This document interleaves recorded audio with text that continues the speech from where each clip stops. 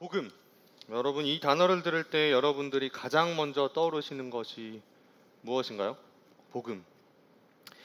여러 가지가 있을 것 같아요. 예수님 가장 중요하죠. 십자가, 구원, 복된 소식.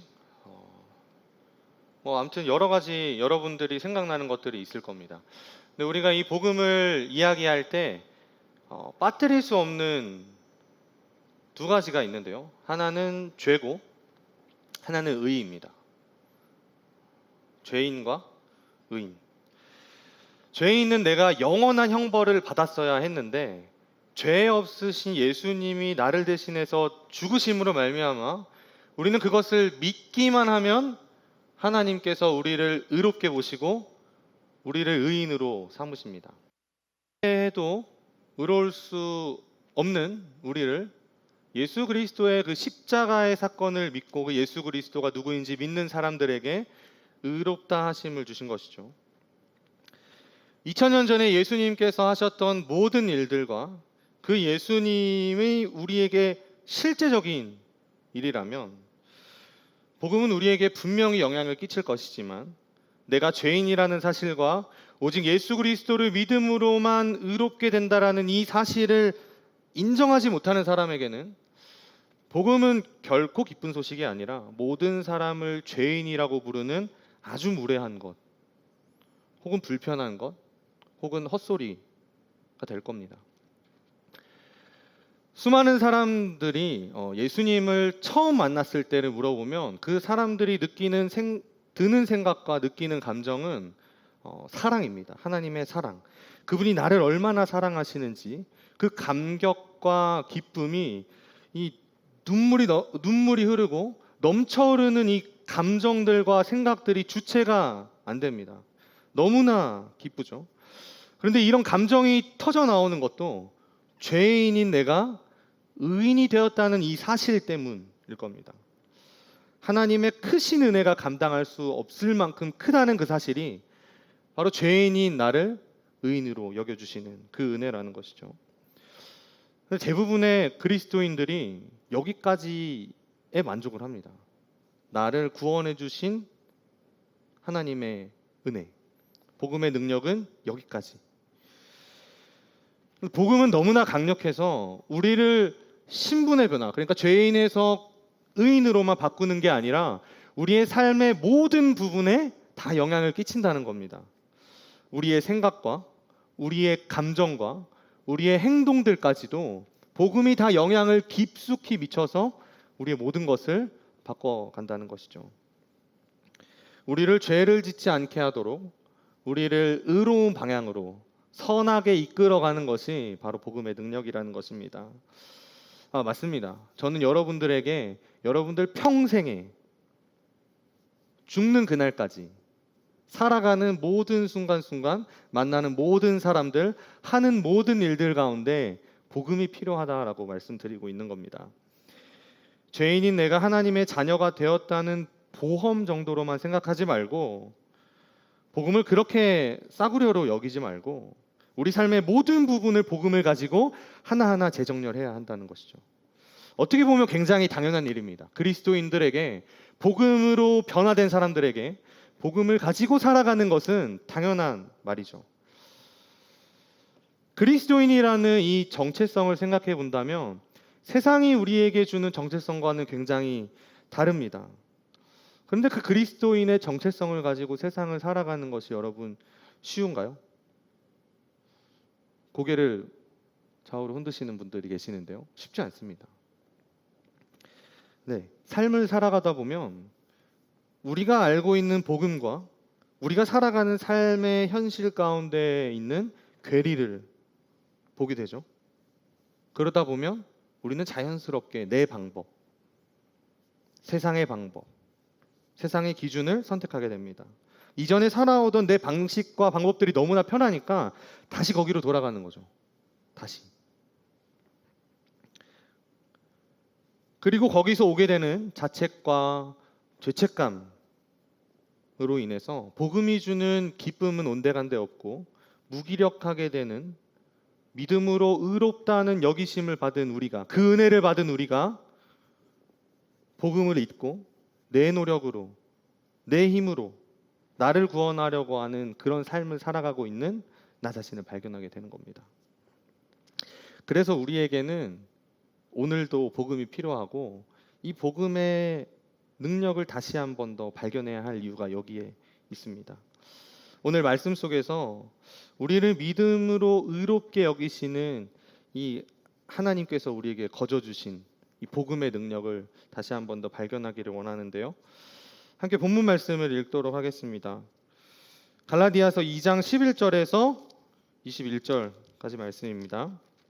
갈라디아서 2장 11절에서 21절까지 말씀입니다. 성경이 없으시면 주보 안에 GBS 페이퍼가 있습니다. 제가 읽어드리겠습니다. 게바가 안디옥에 이르렀을 때 책망받을 일이 있기로 내가 그를 대면하여 책망하였노라. 야고보에게서 온 어떤 이들이 이르기 전에 게바가 이방인과 함께 먹다가 그들이 오매 그가 할례자들을 두려워하여 떠나 물러가매 남은 유대인들도 그와 같이 외식함으로 바나바도 그들의 외식에 유혹되었느니라. 그러므로 나는 그들이 복음의 진리를 따라 바르게 행하지 아니함을 보고 모든 자 앞에서 게바에게 이르되 내가 유대인으로서 이방인을 따르고 유대인답게 살지 아니하면서 어찌하여 억지로 이방인을 유대인답게 살게 하려느냐 하였노라. 우리는 본래 유대인이요 이방 죄인이 아니로되 사람이 의롭게 되는 것은 율법의 행위로 말미암음이 아니요 오직 예수 그리스도를 믿음으로 말미암는 줄 알므로 우리도 그리스도 예수를 믿나니 이는 우리가 율법의 행위로서가 아니고 그리스도를 믿음으로써 의롭다함을 얻으려 함이라. 율법의 행위로서는 의롭다함을 얻을 육체가 없느니라. 만일 우리가 그리스도 안에서 의롭게 되려 하다가 죄인으로 드러나면 그리스도께서 죄를 짓게 하는 자냐? 결코 그럴 수 없느니라. 만일 내가 헐었던 것을 다시 세우면 내가 나를 범법한 자로 만드는 것이라. 내가 율법으로 말미암아 율법에 대하여 죽었나니 이는 하나님에 대하여 살려 함이라. 내가 그리스도와 함께 십자가에 못 박혔나니 그런즉 이제는 내가 사는 것이 아니요 오직 내 안에 그리스도께서 사시는 것이라. 이제 내가 육체 가운데 사는 것은 나를 사랑하사 나를 위하여 자기 자신을 버리신 하나님의 아들을 믿는 믿음 안에서 사는 것이라. 내가 하나님의 은혜를 패하지 아니하노니 만일 의롭게 되는 것이 율법으로 말미암으면 그리스도께서 헛되이 죽으셨느니라. 아멘. 우리가 지난주 설교를 혹시 기억나시나요? 지난주 설교 기억나시나요? 지난주 설교를 통해서 들었듯이 이 2장 앞부분에서는 베드로와 바울이 친교의 악수를 나눴습니다. 복음의 진리를 확인하고 서로를 인정하고 모든 그리스도인들은 예수 안에서 하나다라는 사실을 확인했습니다. 그런데 바울은 게바, 그러니까 예수님의 수제자인 베드로가 안디옥에 이르렀을 때 책망받을 일이 있기로 내가 대면하여 책망하였노라 라고 말합니다. 그 이유는 이렇습니다. 베드로가 이방인들과 함께 식사를 하고 있었습니다. 유대인들에게 이 식사는 그냥 단순히 대면에서 밥을 먹는 정도가 아니라 삶을 나누고 모든 것을 공유하는 그런 자리, 교제가 함께 있는 식사였습니다. 식사를 하던 도중에 야고보에게서부터 예루살렘에서부터 이 할례자들이 오게 되었습니다. 이 할례자들이 도착하자마자 베드로는 식사하던 것을 멈추고 그 자리를 일어나서 자리를 떠났습니다. 베드로의 이러한 행동은 전염성이 있었는데요. 바나바도 이 외식에 유혹되었다라고 이야기를 합니다. 밥을 먹다가 자리를 떠난 것이 그렇게 엄청나게 책망까지 받고 이렇게 갈라디아 교회들에게까지 베드로의 잘못을 전할 만큼 잘못된 일인가라는 마음이 들지만 당시에는 꽤 위험한 일이었습니다. 1세기 유대인들에게는 이 베드로가 이방인들과 식사를 하다가 멈췄다는 것보다 베드로가 이방인과 식사를 했다는 그 자체가 충격적인 일이었습니다. 유대인, 가축, 이방인. 옷깃만 스쳐도 부정하다라고 여김 받던 이방인들과 함께 그 자리에서 식사를 한다는 건 나도 죄인입니다. 나도 이방인과 같습니다라는 것을 보여주는 일입니다. 이방인과 함께 식사하는 것은 특별히 이 유대교 안에 있던 정결 예식을 어기는 일인데요. 유대인들에게 이 정결 예식은 정말로 중요했습니다. 왜냐하면 하나님께 나아가기 위해서는, 그러니까 예배드리기 위해서는 이 정결 예식을 지켜야만 했던 것이죠. 우리가 선한 사마리아인의 비유 기억나시나요? 레위인과 제사장은 피 흘리는 사람을 그냥 두고 성전으로 가버렸습니다. 예배를 드려야 하는데 피를 만지면 부정해지니까 피 흘리는 사람을 그냥 두고 지나친 것이죠. 정결 예식 때문이었습니다. 정결 예식. 이 정결 예식을 어기게 되면 하나님 앞에 나갈 수가 없었습니다. 그런데 우리도 알듯이 예수님이 오심으로써 이 정결 예식은 더 이상 중요하지 않게 되었습니다. 특별히 예수님이 죽으시던 그때에 성소의 휘장이 위에서 아래로 쫙 찢어지면서 이제는 누구나 예수 그리스도를 믿음으로 하나님 앞에 나아갈 수 있게 된 것이죠. 베드로가 이걸 몰랐을까요? 그 누구보다 이 사실을 잘 알았을 겁니다. 잘 알았을 거예요. 누구보다 잘 알았을 겁니다. 그렇기 때문에 베드로는 이방인들과 함께 식사도 했고요. 교제도 나눴고요. 그들과 하나됨을 누렸을 겁니다. 율법을 완성하신 그 예수님 덕분에 자유 안에서 하나됨을 충분히 누렸을 거예요. 그렇기 때문에 베드로가 이방인과 먹다가 떠났다는 이 사실이 처음과 다른 행동을 한 것이고, 바울의 눈에는 이게 위선, 외식의 죄를 짓게 된 거라고 말을 하고 있는 것이죠. 베드로의 삶을 살펴보면 베드로도 율법을 다 지키지 않았습니다. 태생과 옷차림은 유대인이었지만 이방인처럼 율법에서 굉장히 자유롭게 살았습니다. 하지만 이방인을 대하는 부분에서, 이방인과 함께 있는 그 자리에서는 그리스도인으로서 맞지 않는 행동을 보여준 것이죠. 이방인이든 유대인이든 남자든 여자든 종이든 주인이든 간에 예수 그리스도를 믿음으로 의롭게 되었다는 사실은 동일하고, 그리스도 덕분에 그리스도로 인해서 구원받았다는 동일한 사실이 있음에도 불구하고 베드로의 마음속에는 여전히 유대인인 내가 더 의롭다, 내가 너보다 더 의롭다, 내가 너보다 더 우월하다 라는 생각을 떨치지 못한 겁니다. 이 외식은 정말 강력했던 것 같아요. 바울과 함께 이방인들을 위해서 사역하던 바나바도 이 외식에 전염이 되어버렸습니다. 바울은 이 일을 결코 가볍게 여기지 않았어요. 예루살렘에서 했던 그 친교의 약수, 하나됨을 약속하는 그 확인 도장을 깨트리는 일이라고 생각했고, 그저 무례하거나 예의가 없다거나 달갑지 않은 반응 정도로 멈춘 게 아니라 그 밑에 있는, 베드로의 행동의 그 밑에 있는 근본적인 문제를 지금 바울은 끄집어내고 있는 겁니다. 그러므로 나는 그들이 복음의 진리를 따라 바르게 행하지 아니함을 보고 모든 자 앞에서 게바에게 이르되, 내가 유대인으로서 이방인을 따르고 유대인답게 살지 아니하면서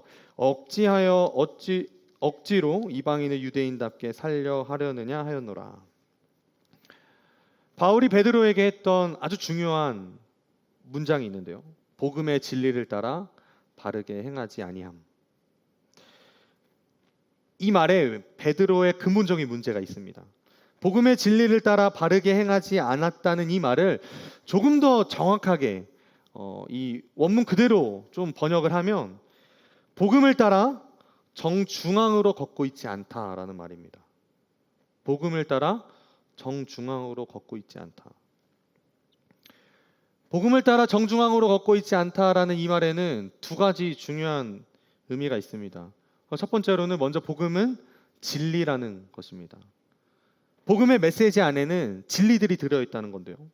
이 안에는 우리가 잘 알고 있듯이 우리는 연약한 죄인이고, 우리는 우리 스스로를 구원하기 위해서 노력했던 죄인들이고, 우리 스스로가 구주가 되어서 우리의 인생을 통제하려고 했고, 하나님의 율법은 예수 그리스도 안에서 완성이 되었고, 여전히 죄가 많은 우리는 율법을 지키려고 하지만 지킬 수 없고 허물투성이지만 하나님은 우리를 예수 그리스도를 믿음으로 완벽하게 용납하셨다.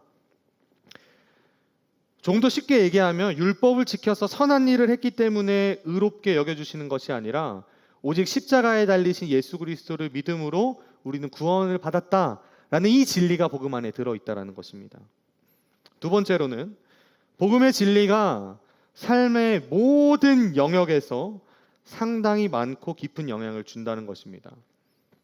그러니까 그리스도인이라면, 복음을 알고 있다면, 복음을 듣고 복음을 내 것으로 받아들였다면 우리는 복음의 목적과 방향에 맞게 우리 삶을 가지런히 해야 한다는 것이죠. 삶의 모든 영역에서 복음의 의미를 살펴보고 되짚어보고 우리의 생각과 감정과 행동을 정비해야 한다는 것입니다. 그런데 우리도 이 세상에 살아가고 있기 때문에 우리 안에는 이미 세상적인 가치와 기준들이 있습니다. 그래서 더욱더 복음을 가지고 우리의 삶 가운데 구원받은 이후의 삶은 이 복음의 진리를 가지고 모든 것을 재정렬해가는 과정이 필요하다는 것이죠. 복음을 따라서 이 정중앙으로 걷고 있지 않는 베드로에게 바울은 베드로의 잘못된 이 행동, 이 태도의 뿌리에 있는 잘못된 민족적인 우월주의를 지금 꼬집고 있습니다. 베드로는 유대인인 자신이 더 우월하고 더 좋은 신앙을 가졌다라고 생각했을 겁니다. 왜냐하면 그도 그럴 것이 이미 하나님이 몇천 년 전에 그들을 자신의 백성으로 삼으셨고 선택된 민족이고 선한 백성이고 예수님도 유대인으로 태어나셨다라는 이 생각이 베드로의 어렸을 때부터 받은 그 유대인들의 교육 속에는 우리는 더 의롭다. 우리는 하나님 앞에 먼저 받아들여진 자다. 우리는 구원의 은혜와 하나님의 넘치는 사랑과 그 공의로우심과 정의로우심을 잘 알고 있는 사람들이라는 이 마음이 베드로의 이런 민족 우월주의를 드러내게 한 것이죠.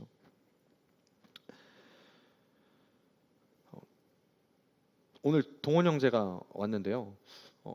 군대 얘기해서 정말 죄송해요. 군대에서 제가 제일 많이 했던 일이 무엇인가 한번 생각을 해봤는데요. 잡초 뽑기였습니다. 길가에 있는 잡초를 뽑는 일이에요. 그거 그냥 둬도 괜찮은데 그게 무슨 걸려 넘어지게 하는 것도 아니고 뭐 더러운 것도 아닌데 그 잡초를 다 뽑으라고 했습니다. 이 잡초 중에 뭐가 많냐면요, 민들레가 정말 많습니다. 민들레. 군대 이로는 민들레를 더 이상 불지 않아요. 이게 불면 어떤 일이 일어나는지 알기 때문에 민들레를 뽑는데요, 한 10개 정도 뽑으면 손톱이 아프고 손가락이 아프고 팔이 너무나 아픕니다. 민들레를 다 혹시 뽑아보신 분이 계시다면 아실 텐데 민들레 겉으로 봤을 때는 이 정도밖에 안 됩니다. 근데 그 뿌리는 배가 넘어요. 그러니까 처음에 이 민들레를 잘못 뽑으면 뿌리는 더 깊게 내려가고 민들레는 또 나고 그러면 민들레는 날아가고 그 땅은 민들레가 되고 그러면 저는 또 잡초를 뽑아야 하는 일이 생기는 거죠.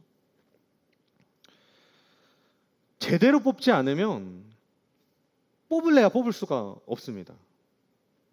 바울은 베드로의 이 변한 식사 습관 뒤에 숨어 있는 악한 의도를 본 거예요. 그 뿌리에 무엇이 있는지 본 겁니다.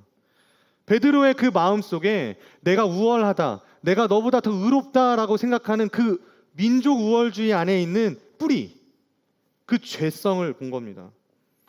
그래서 바울은 이 베드로를 책망할 때 너 민족 우월주의 잘못된 거야. 너가 그렇게 대단해? 너가 그렇게 잘났어? 예수님의 수제자라는 게 뭐 대수야? 라고 책망한 게 아니라 복음으로 이야기하고 있는 겁니다. 복음으로. 복음을 따라 정중앙으로 걷고 있지 않다. 팀 켈러 목사님은 이 베드로가 가지고 있는 민족 우월주의를 이렇게 설명합니다. 민족주의 역시 율법주의의 한 형태일 뿐이다. 율법주의는 정결함을 얻고 하나님 앞에 받아들여지기 위해 예수 그리스도 외에 무언가를 더 찾는 태도이다. 율법주의는 심리적으로는 교만과 두려움으로 귀착되고 사회적으로는 배제와 갈등을 불러온다. 베드로의 이러한 실수는 결코 베드로의 것만은 아닙니다. 가만 보면 우리에게도 있을 수 있는 문제입니다. 교만과 두려움, 배제와 갈등. 교만과 두려움, 배제와 갈등.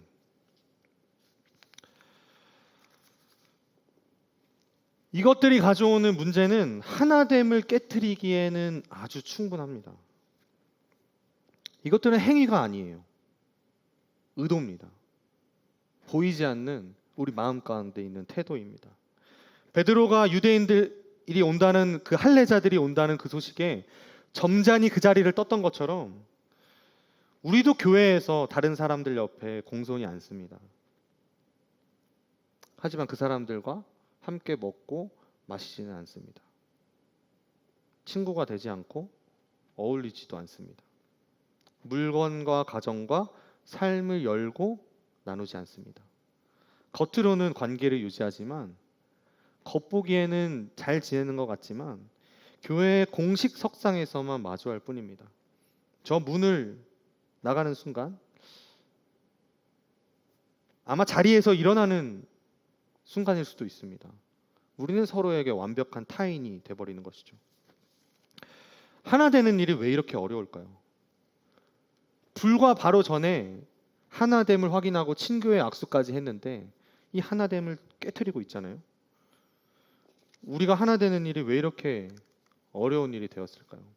각자의 개성이 있기 때문에, 생각의 차이가 있기 때문에, 추구하는 가치가 다르기 때문에, 세대가 차이 나기 때문에 아닙니다. 비교하는 마음이 들고 차별하는 마음이 들고 팔을 나누고 사람을 가르는 일은 이 모든 일의 뿌리에는 복음이 아니라 내가 있기 때문입니다. 복음에 합당하지 않게 살아가고 있는 내가 그 뿌리에 있는 것이죠. 복음은 그리스도 없이는 모든 것이 부정하다. 복음은 우리의 삶이 처음부터 끝까지 복음이 없다면 부정하다라고 이야기하지만 그리스도 예수 안에서 그 예수를 믿는다면 모두 깨끗하고 의롭다고 말합니다. 교회를 오래 다녔기 때문에, 모태신앙이기 때문에, 더 오래 믿었기 때문에 우리가 더 의로운 것도 아니고 더 우월하지도 않습니다. 그렇다고 해서 삶이 완전히 뒤집힌 경험을 했다고 해서도 대단한 것 아닙니다. 여기에 모여있는 우리 모두는 어딘가 하나 정도는 잘난 구석이 있기 때문에 하나님이 구원하신 것은 아닙니다. 우리는 그저 예수 그리스도를 믿음으로 의롭다 하심을 받았을 뿐입니다.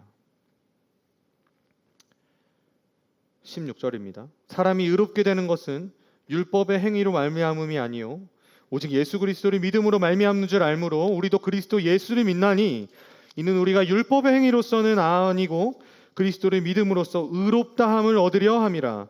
율법의 행위로서는 의롭다함을 얻을 육체가 없느니라. 아멘. 믿음으로써 의롭다함을 얻다. 아마 1대1이나 제자 훈련이나 조금 관심이 있는 청년들은 아실 텐데요. 이 말은 신학적인 용어로 이신칭이라고 이야기합니다. 줄여서는 칭의라고도 이야기하죠. 기독교 신앙의 핵심이자 오늘 바울이 베드로를 책망하면서 지금 이야기하는 게 바로 이 칭의입니다. 너는 예수 그리스도를 믿음으로 의롭게 된 사람이다. 깊이 있는 신학적인 이야기를 하고 싶은 게 아니라요. 바울이 왜 여기서 이 말을 사용하고 있는지를 좀 살펴보고 싶은 겁니다. 다시 정결 예식을 한번 생각을 해볼까요? 구약 성경에서 하나님께서 할례와 식사법, 의식법 같은 이 정결 예식을 그들에게 주었던 이유는 너희가 결코 하나님 앞에 깨끗해지지 않으면 나올 수 없다라는 사실. 그 누구도 하나님 앞에 의롭다 하심을 받지 못하면, 정결해지지 않으면 하나님께 나올 수 없다라는 사실을 가르쳐 주기 위해서 하나님은 이 정결 예식을 주셨던 겁니다. 그런 이유 때문에 유대인들은 이 정결함을 지키려고 했고 지켜야 했으며 이를 통해서 하나님께 나아가서 예배를 드릴 수 있었습니다. 만약에 예수님이 오지 않았다면 우리도 교회에 올 때 이 정결 예식을 지켰어야 할 거예요. 바울은 지금 이 정결 예식과 함께 의롭다함을 함께 지금 가져가고 있습니다. 이 두 말이 정결과 의롭다함, 이 말을 바울은 지금 같이 쓰고 있는 것이죠.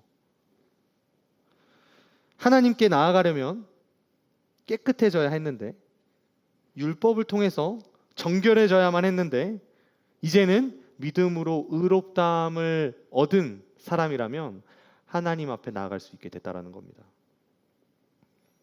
하나님께서 우리를 구원하시는 이유는 결코 우리가 율법을 지켜서가 아닙니다.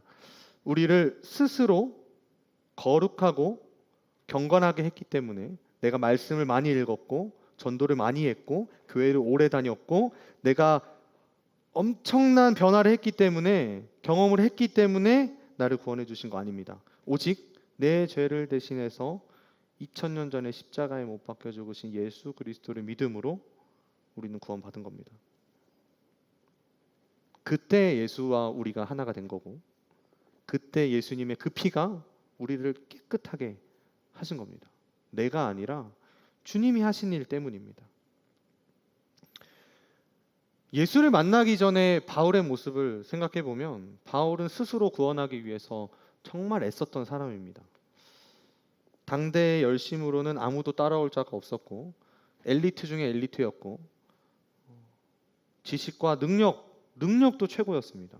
똑똑한 뿐만 아니라 실무까지 갖춘 사람이었죠. 그렇게 자신의 능력으로 자신을 구원하려고 했지만 도덕적이고 착했고 능력 있고 뛰어났을 뿐이지 하나님과는 전혀 무관했습니다. 전혀 관계가 없었어요. 율법을 지킨 거는 온전히 자신을 위함이었지 결코 하나님의 영광과 하나님의 기쁨을 위해서는 아니었습니다.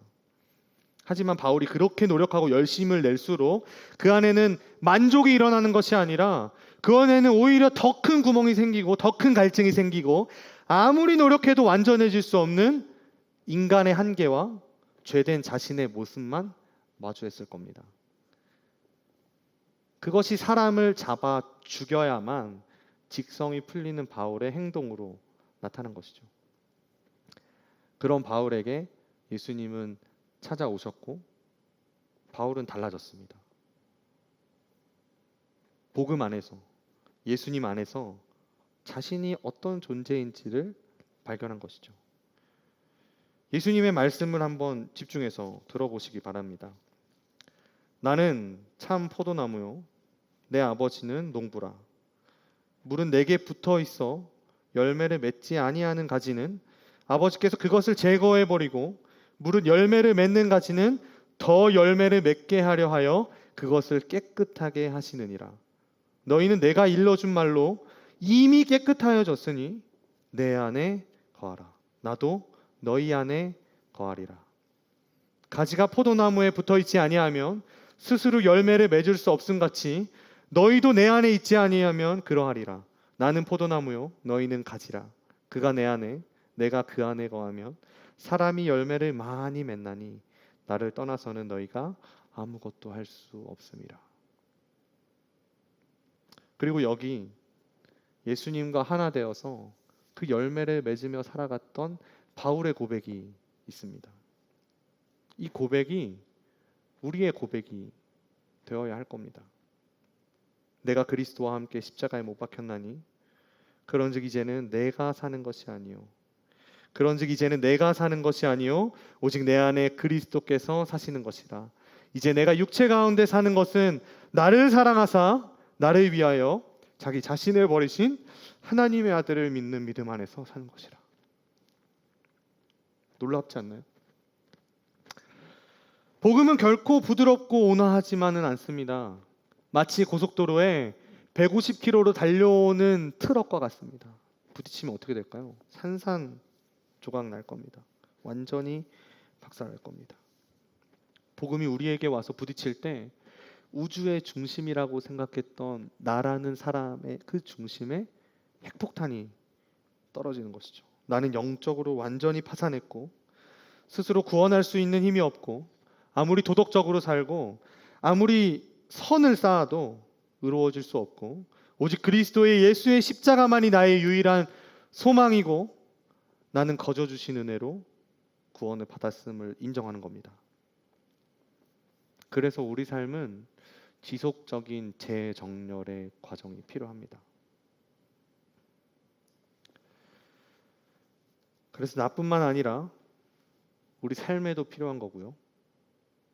우리 직장에도 필요한 거고 우리 가정에도 필요한 거고 내가 만나는 인간 관계에도 복음이, 사회에도 정치에도 모든 곳에 복음이 필요한 겁니다. 복음의 진리는 세상과 철저히 반대됩니다. 믿음으로 의롭게 된다는 것은 세상에서 받아주지 않는 가치입니다. 세상은 최고가 되려면 다른 사람을 짓밟고 올라서라. 도태되지 않으려면 경쟁적으로 실력을 쌓고 최고의 자리에 올라와라. 지식을 쌓고 많은 돈과 아름다움을 가져야 세상에서 빛을 낼 수 있다라고 말합니다. 하나가 되기보다는 나 하나, 모든 사람들 위해 뛰어나고 돋보이는 나 하나가 되어야 한다라고 이야기합니다. 그런데도 우리는 성공하기 위해서, 우리의 불안을 해결하기 위해서, 더 많은 돈을 얻기 위해서, 더 높은 곳으로 올라가기 위해서 포기하지 못하고 끌어안고 있는 것은 아닐까요? 내가 가지고 있는 수많은 것들을 복음이라는 아주 깔끔한 포장지에 집어넣고 저는 복음을 믿습니다. 그렇다면 마지막 날 예수님은 우리를 모른 척 하실 겁니다. 복음의 능력은 우리 것이 아닐 겁니다. 우리가 스스로를 구원할 수 있다면, 어떤 노력으로 우리를 구원할 수 있다면 그리스도의 그 죽음은, 십자가에 못 박혀서 처절하게 죽었던 그 죽음은 아무것도 아닌 것이 될 겁니다. 그러나 복음은, 예수 그리스도는 우리의 모든 것입니다. 십자가의 그 죽음은, 그리고 부활은 결코 헛된 것이 아닙니다. 그리고 이제 우리가 그리스도의 죽음과 부활이 복음이고 그것이 나의 것임을 안다면 우리가 해야 할 일은 복음을 따라 정중앙으로 걸어가며 재정렬하는 것입니다. 하나됨이 어렵다면 다른 사람을 비난하고 욕하는 것이 아니라 우리를 하나로 만들기 위해서 십자가에 죽으신 그리스도의 십자가를 바라보기 원합니다. 나를 위해서 죽으신 그리스도를 바라보며 우리의 남은 삶을, 우리에게 생명을 주신 예수 그리스도를 섬기는 일에 기쁘겠으며 복음의 능력을, 그 열매를 누리기를 간절히 원합니다.